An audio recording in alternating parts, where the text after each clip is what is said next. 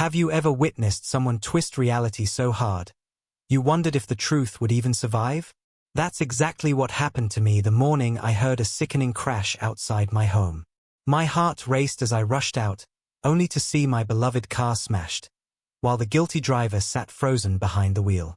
But before I could even speak, his mother stormed in like a tornado, pointing at me and screaming it was my fault.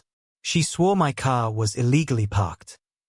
What happened next didn't just prove her wrong, it cost her family double. It started like any other Saturday morning. The sun streamed gently through my living room window, casting golden light across the walls. The neighborhood was unusually quiet, just birds chirping, the occasional dog bark, and the distant hum of a lawn mower. Out front, my silver Toyota Camry sat parked in its usual spot, directly along the curb, perfectly aligned, exactly where I'd parked for years. That car wasn't just transportation, it was my pride. I washed it every weekend, waxed it once a month, and kept it spotless inside and out. For years, parking there had never been an issue. Every neighbor knew it was a legal spot. Kids rode bikes up and down the street, cars passed easily, and not once had anyone complained. I had just poured myself a cup of coffee when it happened. Bang! The sound was so loud my mug nearly slipped from my hands. Tires screeched, followed by a sickening crunch of metal against metal. My stomach dropped. Something had happened outside. I sprinted to the door, dread filling my chest. And there it was, my Camry, mangled at the rear, with shattered glass glittering across the pavement. I froze for a moment, staring at the wreckage. My car's back panel was crushed, the taillights shattered into tiny shards. But the real shock sat just a few feet away. Behind the wheel of a large SUV was Jake, Karen's 16-year-old son. His knuckles were white on the steering wheel, his face pale and eyes wide like a deer in headlights. The kid looked absolutely terrified. Before I could even approach him, the storm arrived. Karen, his mother, burst out of their front door across the street, arms flailing like she was starring in some soap opera. She didn't ask if anyone was hurt. She didn't even look at her son.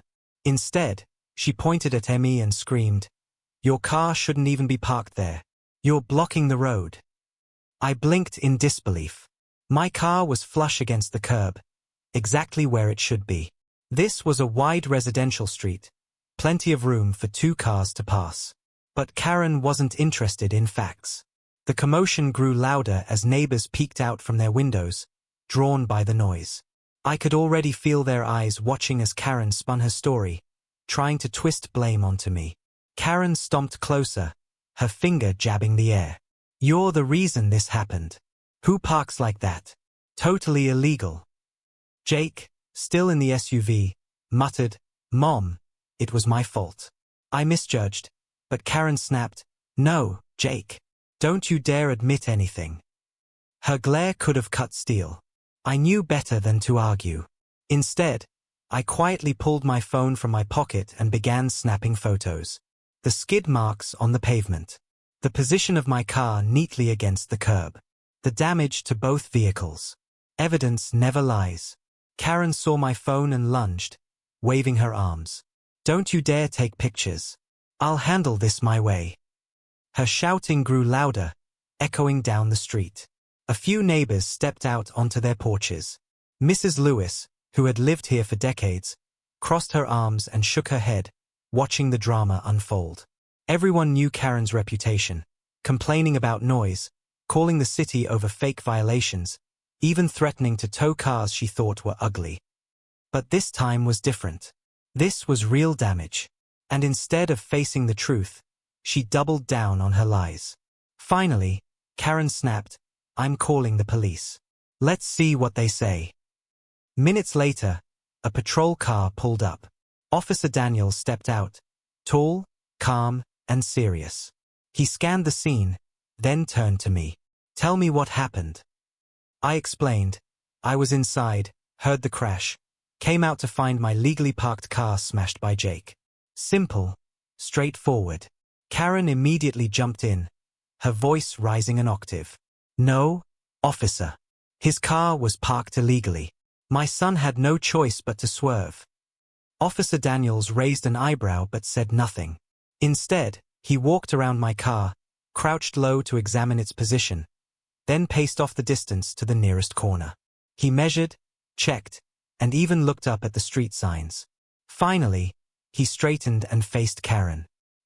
This vehicle is parked within the legal limits.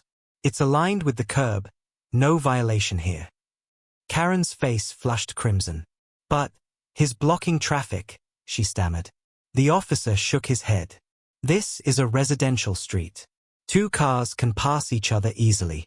The fault lies with your son, who admitted to being behind the wheel. The words hit like a hammer. Karen's mouth opened, then snapped shut. For the first time, she was silent. But I knew, this wasn't over. After the police filed their report and drove off, Karen's demeanor changed instantly. She plastered on a fake smile, her tone suddenly sweet. Listen, neighbor, she said, lowering her voice. Why don't we just handle this between us? No need to involve insurance. Jake's a good kid. We'll figure something out. I glanced at my car, the deep dent, the broken lights. Repairs would cost thousands. No, I said firmly. This is going through insurance. Her smile cracked. Her eyes narrowed into sharp slits. If you do that, I'll tell them you were parked illegally. They'll put you at fault. I almost laughed. Did she think her bluff would scare me? I held up my phone, scrolling through the photos I'd already taken. Good luck with that, I said. Karen spun on her heel, dragging Jake inside. But her threat wasn't empty. A few days later, my insurance company called. The other party is contesting liability, the adjuster said. They're claiming your car was parked illegally, forcing their son to crash into it. I nearly dropped my phone. She'd actually gone through with her lie. Would her false claim actually work? I refused to panic. Instead, I sent my insurance company everything, every photo, every timestamp, even a short video I recorded showing how much room was left on the street for cars to pass. I also gave them Mrs. Lewis's number. She had witnessed the entire thing and was more than happy to confirm my car was legally parked, as it always had been. In fact, a few other neighbors volunteered to write statements too. Years of Karen's bullying had caught up with her. People were tired of her antics. Meanwhile, Karen tried to poison the well. She spread rumors around the neighborhood, claiming I was scamming her family for money. But instead of gaining support, she lost more credibility. Neighbors rolled their eyes, muttering, "Classic Karen." Weeks dragged on as the insurance investigation unfolded. Karen avoided me completely, glaring from her porch whenever I walked by. Jake kept his head down, probably wishing the earth would swallow him whole. I stayed calm, confident in the evidence stacked in my favor. Deep down, I knew, lies might spread fast, but the truth always catches up. And soon, the final verdict arrived. The letter from my insurance company arrived in the mail. My hands trembled as I tore it open, bracing for some messy compromise.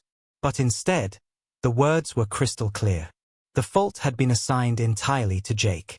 Their insurance company was fully responsible, not only for repairing my Camry, but also for covering the cost of the rental car I had been driving during the repairs.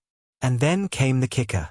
Because Karen had tried to dispute the claim with false information, her insurance company flagged it as fraudulent behavior. That meant penalties, higher premiums, and a black mark on their record. The final bill? Over $4,000 in repairs plus rental coverage. Nearly double what it could have cost if Karen had just told the truth. The next time I saw her, she didn't scream. She didn't rant. She just scowled silently, her pride bruised deeper than the dent in my car had ever been. Neighbors congratulated me. Mrs. Lewis even chuckled. Good for you, dear. About time she learned a lesson. Karen thought she could twist reality, but in the end, the truth screamed louder. And karma? Karma made her pay double.